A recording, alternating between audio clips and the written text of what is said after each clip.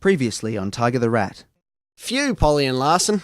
Being part of the creative team for Jim Jam, the greatest soap opera in the history of television, is really hard work. You can say that again, Tiger. Oh my God, yes. You know, guys, personally, I like to think of my acting role on the show as a muffin. In what context, blues legend Jimmy Desmondes? Context? Yeah, I mean, what sort of metaphor are you working with? Your role is a muffin, and the show is the farmer's daughter? The viewers are the bubbles of air that inevitably form inside a muffin, in this case you, during the baking process? What sort of muffin do you mean? An English muffin or a kind of large cupcake? Well, really, I don't mean either of those two kinds of muffin. Allow me to explain. Oh my God! Who's that woman outside the window of the office we're currently in? Where? Right there! Can't you see her? Oh, yeah, I can see her. Geez, give me a second, can't you? She's looking in at us. She's freaking me out. Who is she? Oh, Lord. Oh, Lord of all the snails and roosters. Tiger, what is it? That woman. I don't know how to say this. I murdered that woman. And now we resume where the story left off in episode 7, Flanking Concerns.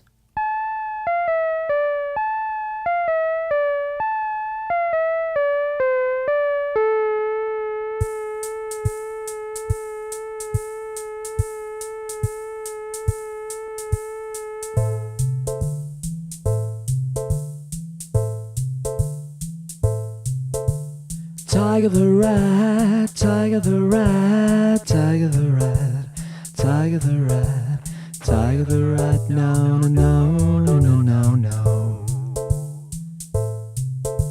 Tiger the rat, won't fall flat and knows where it's at. I said, Tiger the rat, no, no, Tiger the rat, no, no, no. Welcome to the show. They all stood staring out the window at the woman who stood staring in the window at them all.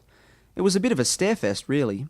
Someone, if they were thinking about it, might have called it Starefest 99, or the Festival of the Staring, and then in brackets, 1999.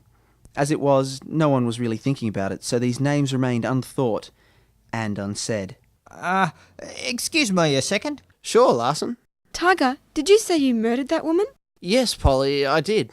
I said, I murdered that woman. I thought it was pretty clear. When? When? Well, I thought this was one story I would never have to tell, but here goes. It all started before I ever knew you, Polly, about 9 years ago. It was during the period that blues legend Jimmy Desmondes was conducting his series of guest lectures at Macquarie University. I remember on the particular day in question, I desperately had to see him and had gone to the university to find him. Directed to the main lecture hall, I rushed in to find that he was putting the final touches on what seemed to be a stirring presentation. Now, I think you'll find that if you open a book, any book, it is not very often that there is anything of this kind in there. This sort of thing, to quote Dr. Brendan Geiger, is often not in books. Often not in books. Let us take a moment to decipher what this means. Often not in books. Perhaps we may feel that the meaning is immediately clear, and perhaps we may not. May I have a show of hands, please, for those who feel that it is immediately clear? Well then, I'd like to finish today's lecture by showing you this. It's a rock that I found last year in the car park at Bombaderic Beach. I think it looks a little bit like a koala's nose, and could be, perhaps, some kind of fossilized koala's nose. My girlfriend, who was with me when I found it, doesn't think so. Alright, thank you very much. The notes from this lecture will be in the library. As the students filed out of the lecture hall, I filed the other way, towards blues legend Jimmy Desmondes on the stage. Oh, blues legend Jimmy Desmondes. Mate, I've got to talk to you. Tiger, hi. What can I do for you? I don't think we can talk here. No, it's fine. I like talking on this stage. It gives my voice a powerful presence. Oh, okay. But can that girl in the first row leave? She makes me a little uncomfortable. Consider her gone. Now, what was it you wanted to talk to me about? I went to another one of those Tupperware parties last night. Oh, no, man. I thought we agreed. I know. But I just couldn't stop cold like that. They promised there would be ice block kits at this one. Hang on, can I interrupt here? Yes, Polly, why?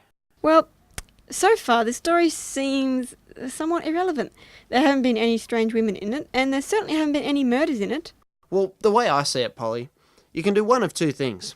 You can sit there and think about all the ways this story could be better, or you can listen and take in the nuances and subtleties of plot and characterisation that I am putting on offer for you.